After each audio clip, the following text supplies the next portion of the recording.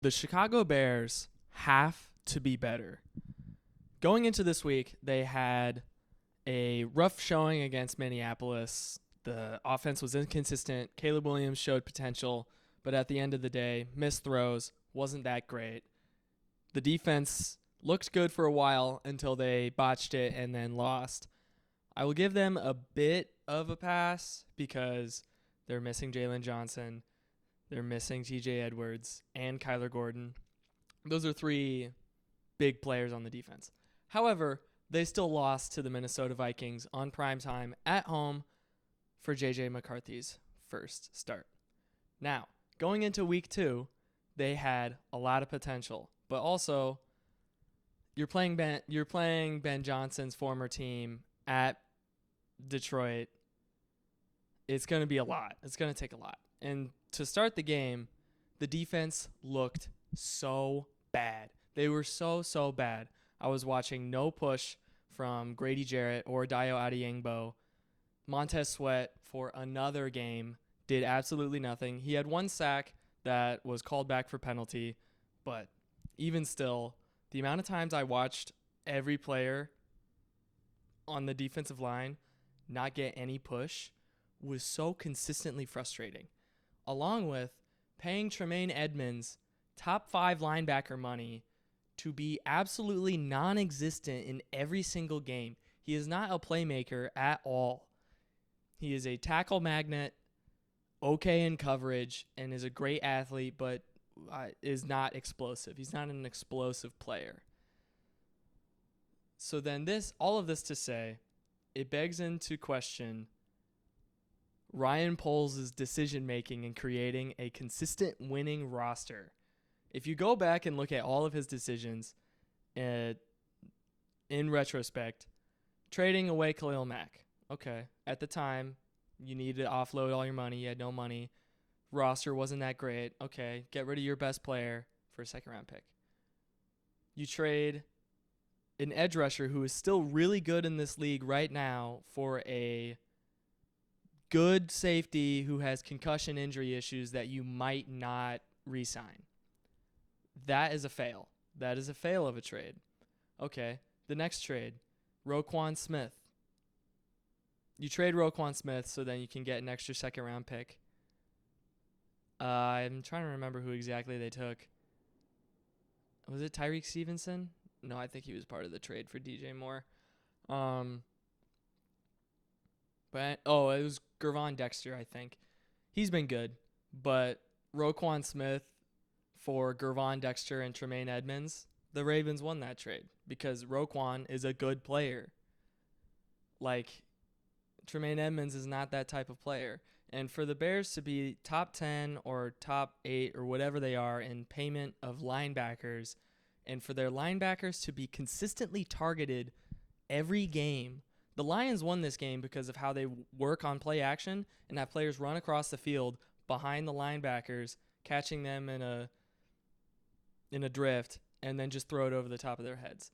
The amount of times I saw Amon-Ra outrun a corner and outrun behind the linebackers, catch it perfectly, and then take it 20, 30 yards in this game was absolutely ridiculous. It happened every time. And another point in Poles' decision-making is the inability to build a defensive line. Signing an aging Grady Jarrett that hasn't done anything. Trading a second-round pick and paying top 10 money for Montez Sweat, who is not dynamic or is a good playmaker at all. Paying Dio Adeyingbo consistent money. He played good last week. It's only his second game, but he did nothing today. There has been no defensive line pressure for the past 3 years for the Bears. 3 years. Last year, Montez Sweat had 5.5 sacks. They're paying him $23 million or around there. Absolutely ridiculous. And Ryan Poles was brought in to be this guy to change the way the Bears create decision-making and the way they structure their roster, to not make crazy trades that inhibit the roster construction later in the year. Drafting well based upon physical attributes so then you can play with a good base player who's talented and then has potential to grow. All of these things to say he still sucks at drafting. Drafting Torrey Taylor in the 4th round when Bucky Irving was drafted 5 picks later and the Bears still need a running back. Taking Roschon Johnson and him not being a consistent playmaker on the team in the 4th round is a miss. Zach Pickens, miss. Tyler Scott, miss. Velus Johnson, miss. Or Jones, miss. The amount of times he has missed, and trading for Chase Claypool for the 32nd overall pick. Oh my gosh. The amount of times Poles has missed, he might not be king. Guys, he might not be king. Because, wow, it is so frustrating for Ben Johnson to come into this team thinking that the roster is well constructed and has good players, which it has. It has some good players. But for the majority, it's still not a good team.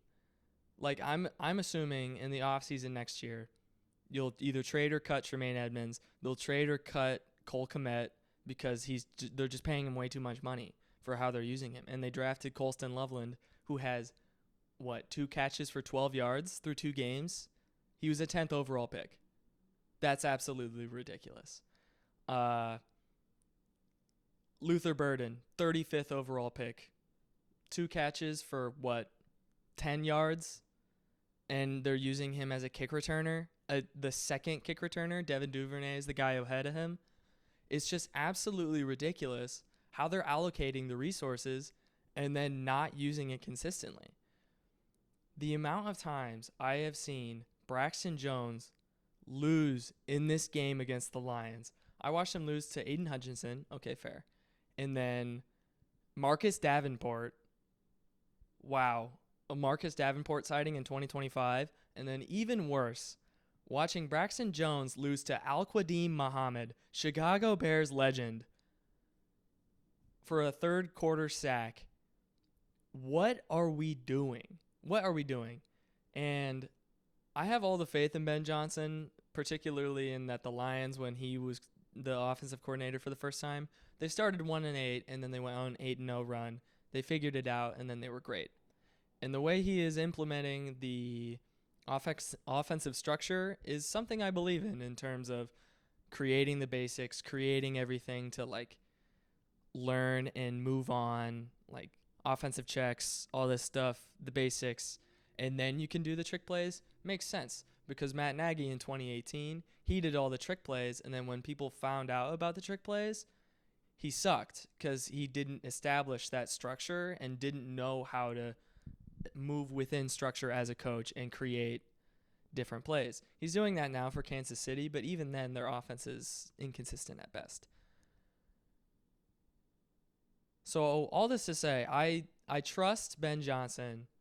However, Ryan Poles' construction of the roster is insanely underwhelming. Jonah Jackson has not played well. The defensive line did not play well. Tyreek Stevenson, insane miss. I have had so much hope for this guy. I understand the Fail Mary, all that stuff. He would have some great games his rookie year, and then his sophomore year was playing great till then. However, he played so bad against the Lions today. Getting mossed by Isaac Tesla, Amon-Ra St. Brown getting 3 touchdowns scored on you alone, pretty much. That's absolutely insane. Tyreek Stevenson, get ready to learn Canadian because you're playing for the CFL football. Wow. He is just not that good. He's so bad. And I understand the Bears defense is without Johnson, Gordon, and Edwards came out early in the game. However, letting the Lions score 52 on your dome is straight garbage, and you just have to be better. You have to be better. There's no way that you can continue on like that, and I don't expect them to. However, at this point, I have been watching the Bears since I was a wee lad. I have watched every single Bears game since 2011, since the NFC Championship where they lost to the Packers. I have seen this team lose on a blocked field goal. I've seen this team lose in overtime after getting come back on. It's just the amount of times I've seen this team lose in the most ridiculous and horrible fashions is unfathomable, to be honest. Blocked field goal against the Packers last year. Fail Mary, getting blown out by the Chiefs 2 years ago. The list goes on and on and on how the Bears will always lose in the weirdest ways possible, but also it always makes sense. And it is just so annoying when I watch every single Ben Johnson interview, mind you. He's the first coach in my lifetime since Lovie Smith where when he is talking, I actually believe in what he's saying because he is taking accountability for his actions, knows what to change, and takes action to change that. Because the offense, in large in part against the Lions, looked better. They were driving down the field when it was 14-21, I believe. DeAndre Swift fumbles. That sucks. You're about to go into halftime. It's 14-21. The refs let up one of the most ridiculous bullshit. Tesla catches it inbounds. They call him out of bounds. So then when they go to clock the ball, it's the clock's wrong. So then they basically just end up giving the Lions an extra timeout and a chance to score a touchdown, which, to the defense's credit, they could have stopped them, but they didn't. But even still, the refs still gave them the chance to score a touchdown, and they did. The defense gets no excuses at all. Dennis Allen was brought in to be the defensive coordinator because he is an experienced defensive coordinator who's been a head coach twice, has led good defenses, if not mediocre defenses, his entire career, to then let up 52 against the Lions in a way where you just look outclassed and outmanned the entire game. If you blitzed, everyone was picked up. If you rushed 4, no one got pressure.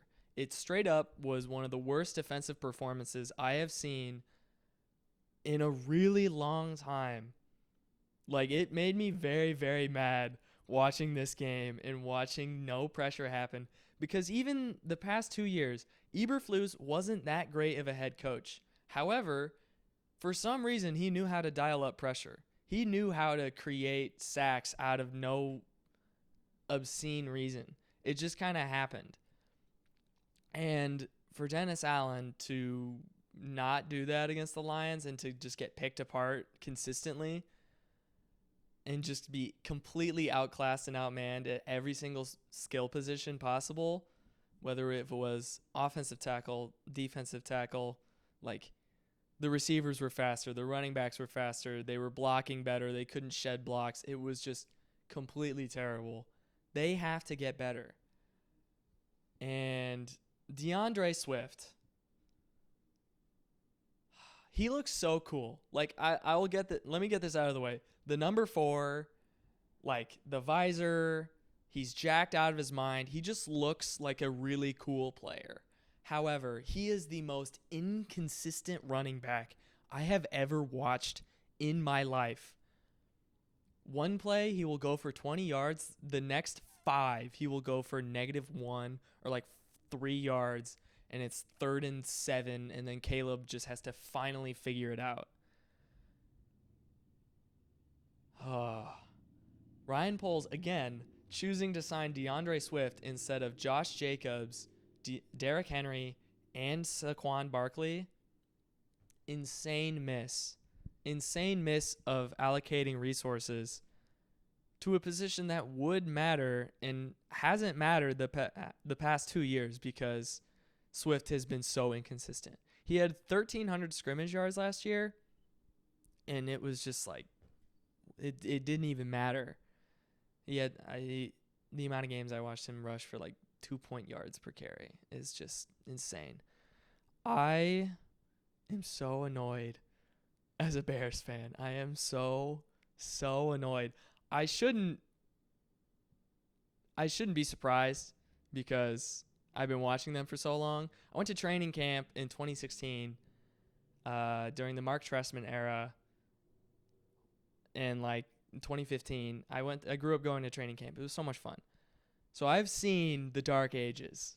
I've seen the 3-13s drafting Mitchell Trubisky over Deshaun Watson and Patrick Mahomes. Yeah, it's been bad. It's been bad. However, the one few things that Ryan Poles has done right is DJ Moore, Rome Odunze, and Caleb Williams. Caleb Williams, I'm going to use the Justin Herbert terminology here. It is not his fault. That this particular Lions game goes to show that completely. He played so well, was creating so many different plays, didn't take that many sacks that weren't his fault, and then all the sacks he took in the second half were just him trying to make something happen. In the first half, had a great first drive, and then DeAndre Swift fumbles.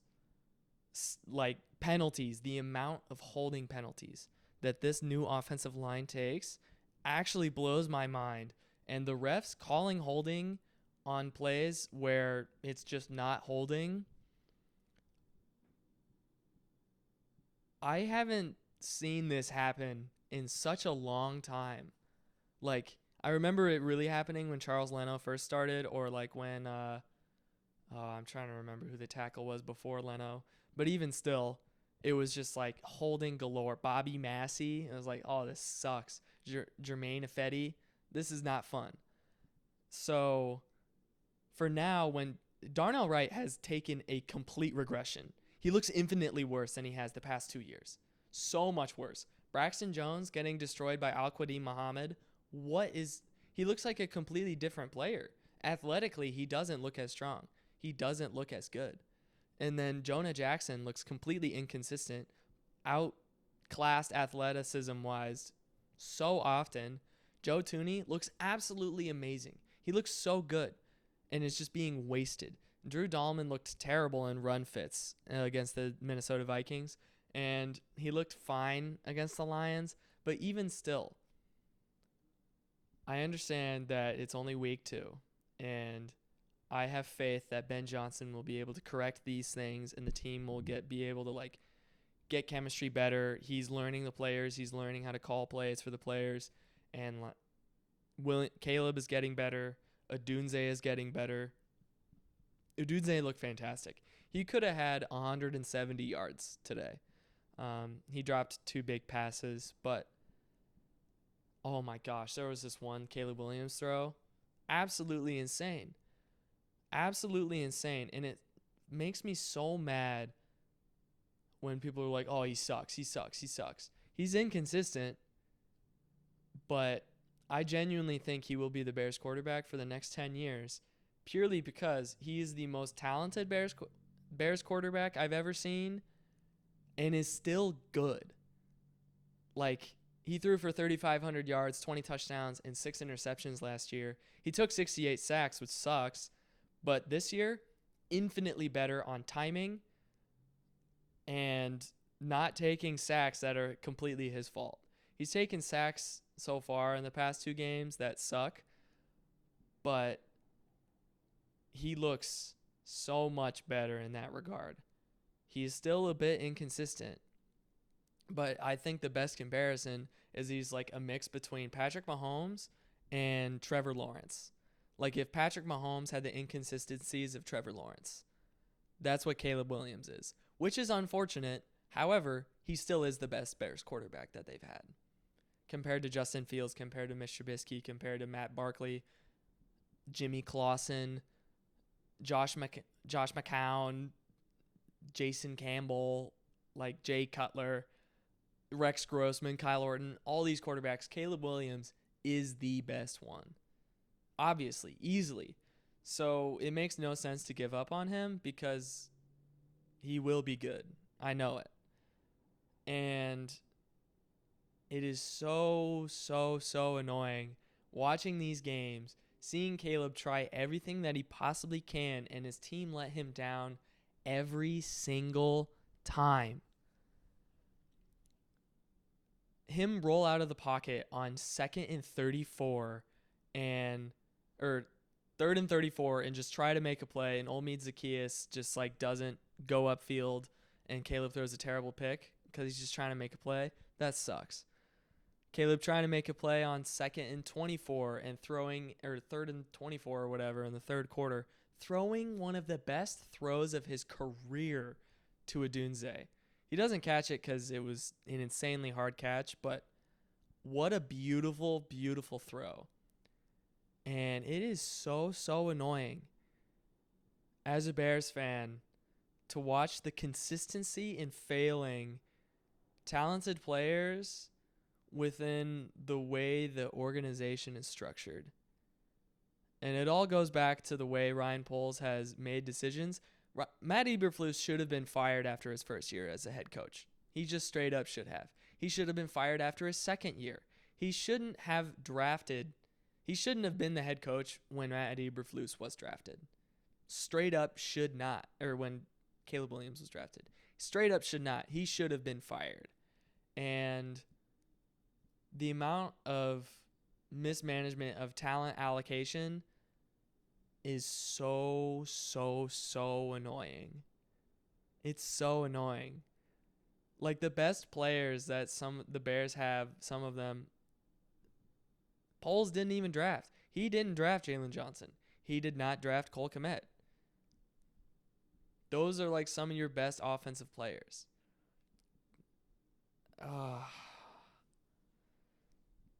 It's annoying. It's annoying. Being a Bears fan is tiring, but I will still watch next week's Cowboys game. However, watching them play against the Eagles and the Giants and the way they have played, I think CeeDee Lamb will go for 200 yards, especially if Jalen Johnson doesn't play. CeeDee Lamb is going to have an absolutely insane game, and I don't think the Bears sack Prescott once. Maybe they sack him once or twice. I think it'll have to be a shootout. It'll be Eberflus's return. We will see how the offense does. The Bears could easily start 0-4. Easily. They could easily go 5-12 again this year based upon how hard their schedule is. I have hope with Ben Johnson because there's actually consistency in the coaching talent where the offensive coordinator isn't a bozo like Luke Getsy or isn't a bozo like Shane Waldron or isn't a bozo like Matt Nagy. Like there is consistent success within their coaching. They just have to be better. And I think they will get better, but it's going to take a while, which sucks when the team has talent like DJ Moore, Odunze, Loveland, Kmet, Burden, Joe Tooney, Caleb Williams, Jalen Johnson. It is so annoying, but that is life as a Bears fan, apparently. And I'm excited to watch Justin Herbert. I love the Chargers too. Not as much, mostly just because I'm an artist and graphic designer, and the Chargers jerseys are so beautiful, and Justin Herbert is Peyton Manning reincarnated. Holy shit, he is goated. I love Justin Herbert. They play on Monday night at 9 p.m. or 10 p.m. or whatever. I'm not watching that. Get out of here. This guy's got to go to bed. But anyways, Bears, I don't think they will win much games this year.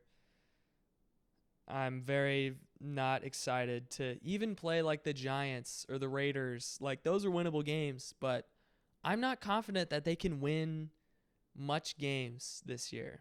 So, we shall see. I have hope because trust in Ben Johnson, truly. I think he's a good coach. I trust in Caleb Williams and Odunze and DJ Moore. I don't know. At least the new Demon Slayer movie was good. So, yeah.